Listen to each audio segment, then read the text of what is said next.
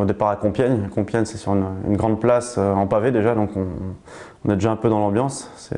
Il y a un peu de pavé pendant 500 mètres sur le départ fictif. Et puis il y a une ambiance spéciale à Paris-Roubaix, c'est vraiment une course mythique. C'est que des guerriers qui sont au départ, en général, qui aiment les pavés et qui aiment ce genre d'épreuve qui est vraiment exceptionnel, quoi. Le Tour des Flandres et Paris-Roubaix, c'est deux épreuves à part et il n'y a pas d'autres courses comme ça au monde. Vous allez avoir 97 km sur de la belle route, avec prévision météo pour dimanche, avec un vent défavorable. Surtout cette partie-là que vous voyez, c'est de la belle route, vous voyez tout à découvert. Hein.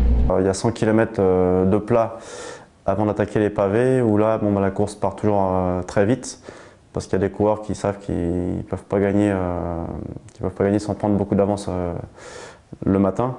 Donc il y a toujours un départ rapide et en général une échappée part au bout entre 10 et 30 km. Et une échappée sur des grandes lignes droites qui sont un peu vallonnées. Et après c'est le peloton qui décide si l'échappée va prendre 5 minutes ou 10 minutes ou 15 minutes avant le premier secteur qui est au kilomètre 100, quoi. La course est souvent tranquille jusqu'au premier secteur. Et ça commence à s'affoler à 10 km avant le premier secteur où là tout le monde essaie de se replacer le but c'est d'arriver dans les 20 premiers des premiers secteurs pour éviter les chutes, les crevaisons et puis les cassures, parce qu'il y a beaucoup de cassures. Il y a 200 coureurs au départ, donc 200 coureurs sur des secteurs qui font 3 mètres de large et avec des bosses, des trous, des cailloux, c'est mieux d'être devant. Et souvent les dépannages sont tardifs à arriver parce qu'il y a beaucoup de véhicules derrière la course, mais le dépannage n'est pas toujours assez rapide. Donc ça commence vraiment à frotter à 10 km du premier secteur, quoi, km 90. Et puis le premier secteur, il n'est pas très dur, mais bon, c'est un secteur qui fait 2 km 5, je crois, et donc qui étire le peloton et il faut éviter d'être 150e en attaquant le premier secteur, quoi. Pour moi, le plus dangereux et là où on peut perdre la course, c'est à Ramberg, la Trouée d'Arenberg. Donc là, c'est au kilomètre 160.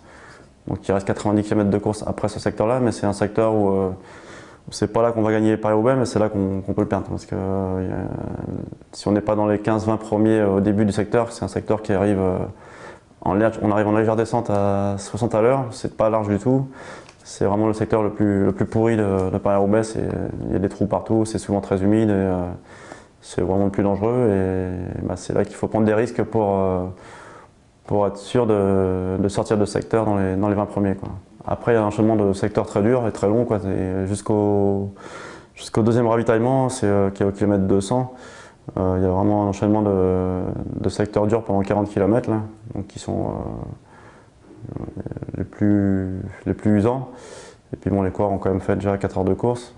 Et bon, c'est là où ça commence à rouler le plus vite. Et donc c'est après le ravitaillement qui a lieu dans une grande ligne droite qu'on voit les hommes qui sont encore là pour la gagne et ceux qui ont perdu la course, quoi. C'est la seule course où on arrive sur un vélodrome. En France, il n'y en a pas d'autres. C'est toujours les arrivées sur la route. Donc c'est vrai que c'est spécial. Et celui qui a fait un peu de piste avant Roubaix, ça l'aide parce que une arrivée en piste, c'est différent d'une arrivée sur la route, quoi. Mais bon, souvent, il n'y a pas un gros peloton en sprint, quoi. C'est des coureurs qui arrivent par petits groupes de 3, 4 ou 10 maximum.